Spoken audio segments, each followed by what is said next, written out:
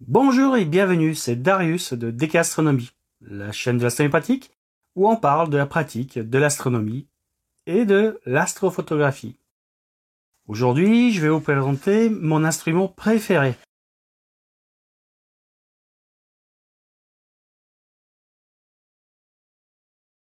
Cette belle lunette Orion 80 ED, qui là en ce moment est dans un certain mode de prise de vue, mais elle ne sert pas qu'à ça.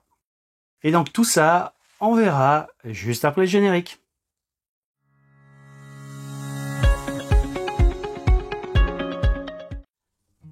Bon, donc si on regarde aujourd'hui une lunette Orion 80 ED, elle ressemble plutôt à ça.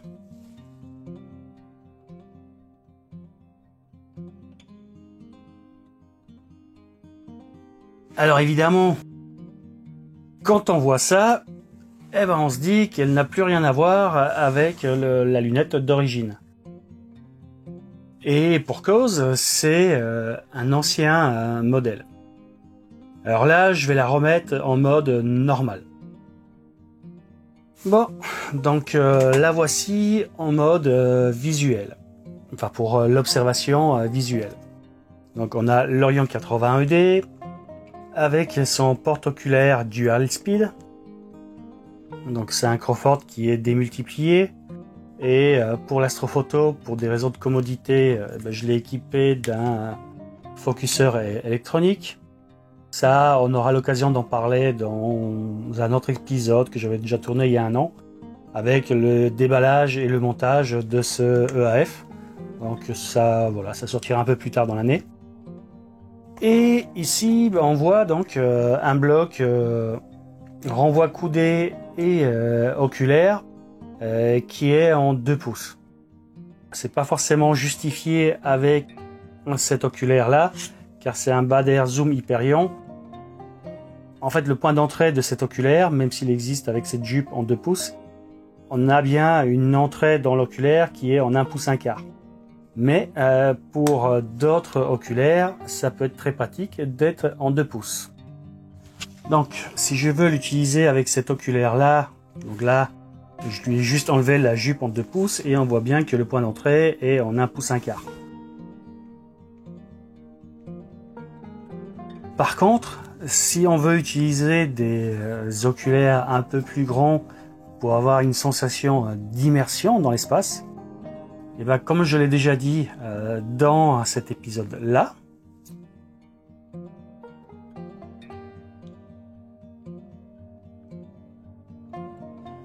on a intérêt à utiliser des oculaires en 2 pouces.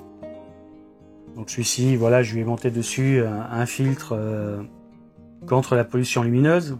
Parce que vous savez que j'habite en agglomération lyonnaise et qu'ici, il y a de la pollution lumineuse, il y en a malheureusement beaucoup. Tout ça pour dire que pour pouvoir monter ce genre d'oculaire, l'idéal, c'est d'avoir un renvoi coudé en 2 pouces.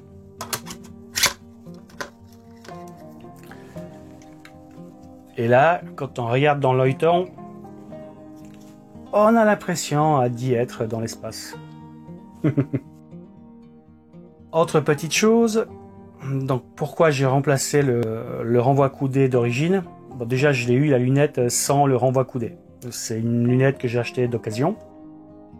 Et quand on achète une lunette, au bout d'un certain temps, quand on a les moyens, on a intérêt à remplacer 2 choses.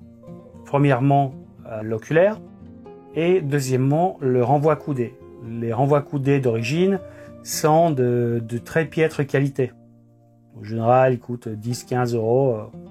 Et à fabriquer, ça coûte même pas ça. Donc, ça vous donne une idée de la qualité du miroir qui est ici. Alors que là, c'est un miroir avec un revêtement diélectrique qui laisse passer, enfin, qui renvoie 99% de luminosité. Et de la luminosité sur cette lunette, on en a besoin. Car on a 80 mm de diamètre pour 600 mm de focale. Ce qui fait un rapport FD de 7,5. Et donc un rapport FD de 7,5, c'est pas très lumineux. Et donc du coup, pour l'observation visuelle, Voilà, on peut observer plein de choses, mais pas autant qu'avec un gros Newton. Et puisque je parle de gros Newton, donc juste avant cette lunette, j'avais un Newton Skywatcher 200 mm de diamètre avec 1000 mm de focale, donc ouvert à f5.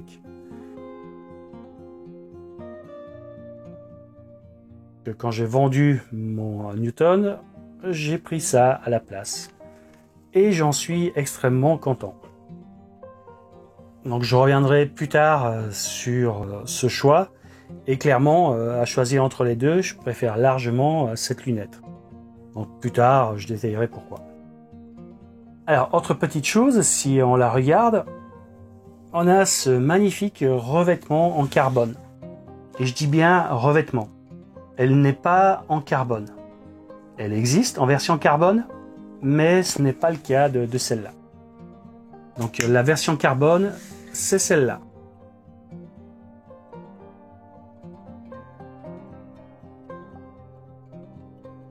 Alors la mienne, j'imagine qu'elle doit pas être toute jeune. Elle a été sûrement un petit peu abîmée. Et du coup, l'ancien propriétaire, alors soit pour lui donner un peu plus de classe, soit pour cacher la misère, peu importe ses raisons, il l'a revêtu d'un film en carbone. Alors ces films en carbone, on peut les acheter, par exemple, où vous voulez. Hein. Moi, j'en ai acheté un chez Amazon, donc vous trouverez le lien en bas dans la description. Donc voilà, ça coûte une quinzaine d'euros. Il y a 30 cm par 3 mètres de long. Donc là, ça permet de maquiller et d'améliorer pas mal de choses. Et si vous regardez, c'est la bonne taille. Donc si ça vous intéresse pour voilà, rendre plus joli votre instrument, et ben il y a juste à acheter ça, à décoller, donc c'est autocollant, donc à enlever le film et à coller, et ça donne un effet qui est quand même clairement classe. Alors bien sûr, quand on achète une 80 ED, on l'achète pas parce qu'elle est jolie, on l'achète parce qu'elle est performante. Ce qui fait la qualité de cette lunette, c'est les lentilles dans lentille ED qui est ici. Et donc c'est elle qui offre une qualité d'image qui est vraiment bien, pour un prix raisonnable. Alors bien sûr, on est bien d'accord que c'est pas une Taka, pas un quadruplé, il n'y a pas de lentilles en fluorite ou je ne sais quoi. C'est pas non plus la gamme Esprit des lunettes Skywatcher. Mais franchement, pour le prix qu'elle coûte, donc entre 600 et 650 euros, c'est vraiment un excellent instrument pour se lancer dans l'astrophoto. Alors bien sûr, pour commencer l'astrophoto, l'idéal c'est un objectif très lumineux avec une courte focale, un peu comme ce Samyang 135, ou un autre instrument qui est très bien pour commencer l'astrophoto, c'est la 72 ED de Skywatcher. Donc c'est cette lunette là.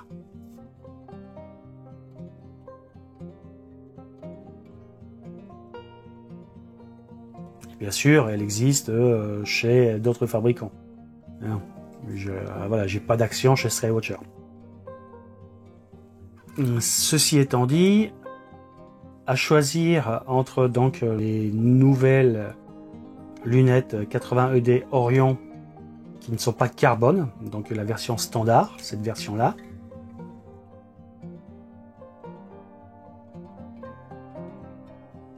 et la Skywatcher 80 ED. Aujourd'hui, si je devais faire un choix, je prendrais clairement plus la Skywatcher que l'Orion. Mais par contre, si on me proposait d'échanger ma 80 ED contre une Skywatcher 80 ED, je n'accepterai jamais l'échange.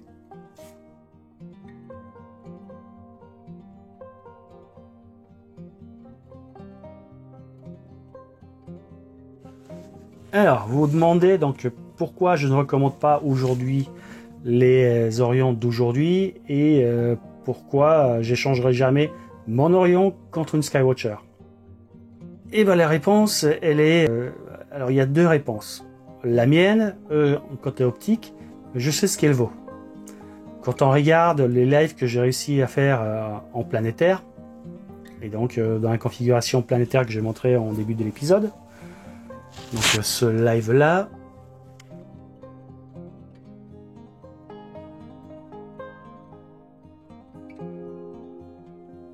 ou cet autre là,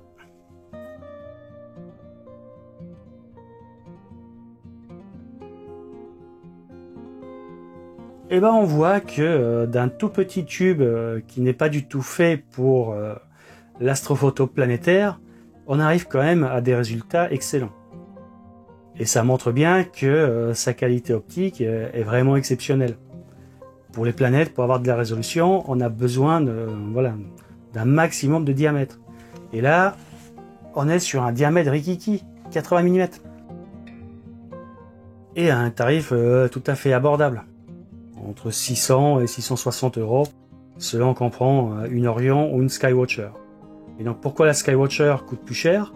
Et bien tout simplement parce que l'Orion d'aujourd'hui, elle a un porte-oculaire, un Crawford, qui n'est pas démultiplié, qui n'a pas les deux manettes. Donc ça c'est pour faire la mise au point grossière, et ça c'est pour faire la mise au point très fine. Et la Skywatcher, elle a un porte-oculaire qui est justement démultiplié. Et donc au lieu d'acheter une lunette avec un porte-oculaire qui est pas terrible, et devoir derrière le remplacer pour mettre un peu plus sérieux avec justement donc la démultiplication, et bah autant partir directement sur celui qui est démultiplié. Et donc du coup le modèle Skywatcher. Alors évidemment si vous envisagez de mettre un focuseur électronique, quel qu'il soit, là prendre une Orion peut s'avérer judicieux. Puisque de toute façon, c'est lui qui fera la mise au point finement et on n'a pas besoin de la démultiplication. Là, dans cette configuration-là, la démultiplication, elle ne sert plus à rien. Et bien sûr, quand on prend donc une lunette 80 ED, c'est avant tout pour son optique. Alors la mienne, je sais ce qu'elle vaut et je sais que l'image est excellente. Concernant les 80 ED de chez Skywatcher et de chez Orion, alors, une légende urbaine dit que les meilleures optiques sont choisies pour Orion et celles qui sont, on va dire, d'une qualité ordinaire vont chez Skywatcher. Alors, est-ce que c'est vrai ou pas vrai? Quelque part avant que donc Sintar rachète Orion et Celestron, là, Orion était un groupe indépendant et il faisait des lunettes d'excellente qualité, comme celle-là. Aujourd'hui, donc, est-ce que la qualité optique des Orion est au-dessus des Skywatcher ou pas? Je ne sais pas. Est-ce qu'elles sont fabriquées dans la même usine? C'est fort probable. Mais j'ai pas d'informations sur ce sujet-là. Quoi qu'il en soit, une 80 ED, ça reste une 80 ED. Et ce qui fait donc l'ED, c'est donc l'une des lentilles qui permet de corriger les aberrations chromatiques. Donc la semaine dernière, je vous avais parlé de ma lunette achromatique, la 120 par 600 de Skywatcher. Cette lunette-là,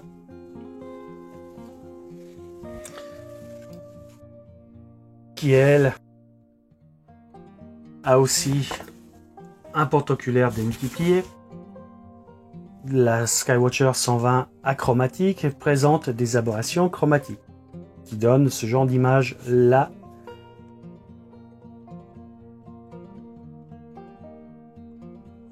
Si on fait de l'imagerie classique et si on ne met pas de filtre particulier, tel que un filtre semi-apo ou Magnus Violet ou Franche Killer, enfin voilà, il y a des solutions qui existent pour limiter le problème de chromatisme.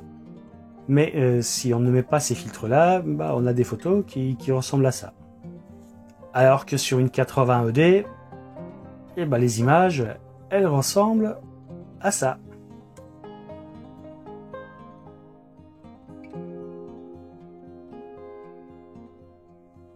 Donc là évidemment on voit qu'il n'y a pas de chromatisme et que l'image est beaucoup plus belle. Par contre donc à temps de pause égal, on voit qu'on a beaucoup moins de signal parce que l'instrument est beaucoup moins lumineux. Forcément quand on compare du f5 à du f7,5, et ben voilà, on n'a pas la même quantité de lumière à temps de pause égal. Mais là évidemment c'est encore un faux problème. En fait, si on n'a pas d'autoguidage et si on a une monture qui ne permet pas de très long temps de pause, forcément on va être limité par la quantité de signal qu'on aura sur le capteur. En revanche, dès qu'on met de l'autoguidage, donc soit en parallèle, soit hors axe, là le temps de pause n'est plus un problème. Et du coup on peut poser beaucoup plus longtemps et avoir largement autant de signal qu'avec un instrument beaucoup plus lumineux.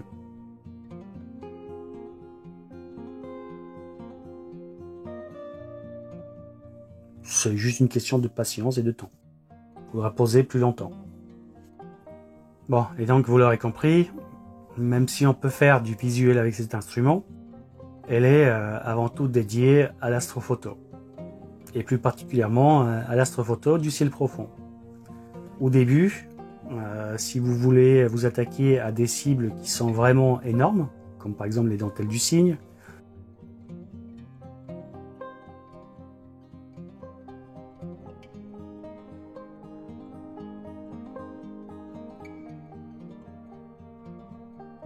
ou d'autres cibles, hein, par exemple la nébuleuse de la Rosette,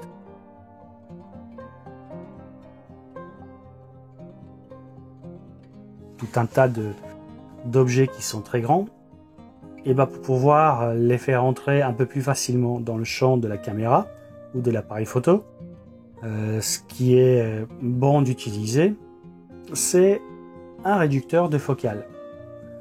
Et tant qu'à faire, en général, ces réducteurs de focale, ils permettent aussi d'avoir un champ qui est plat, donc ce qu'on appelle un flattener.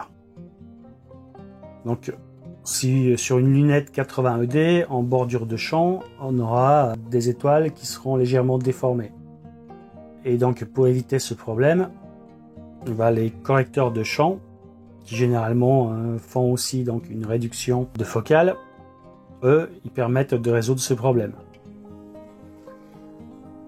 Et pour les débutants, ça permet de faire de l'astrophoto avec donc, du coup un meilleur rapport FD, puisque si on réduit la focale, le rapport FD diminue, et donc ça permet de faire de l'astrophoto plus facilement, parce qu'on a plus rapidement de la lumière et ça permet de faire des poses plus courtes.